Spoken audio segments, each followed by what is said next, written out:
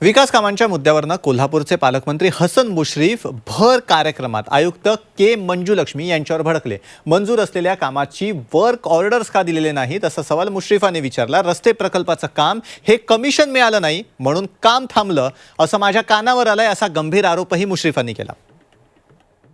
तर आता तरी काय पुन्हा होणार नाही. तर 4-5 होत्या सिंधुदुर्गला होत्या. आता याच्यामध्ये 100 कोटीचं टेंडर रस्त्यात झालेलं आहे. का काम चालू झालं नाही आणि आज काहीतरी कमिशन यायचं आहे म्हणून थांबलंय अशी बातमी माझ्या गावाला आहे. अडसूळ इकडे तिकडे बघू नका. आणि मी सांगितलं दिवाळीपूर्वी की हे रस्त्याचे खड्डे बुजवा, ज्याला कॉन्ट्रॅक्ट तुम्ही दिले त्याला, आणि खड्डा ठेवू नका.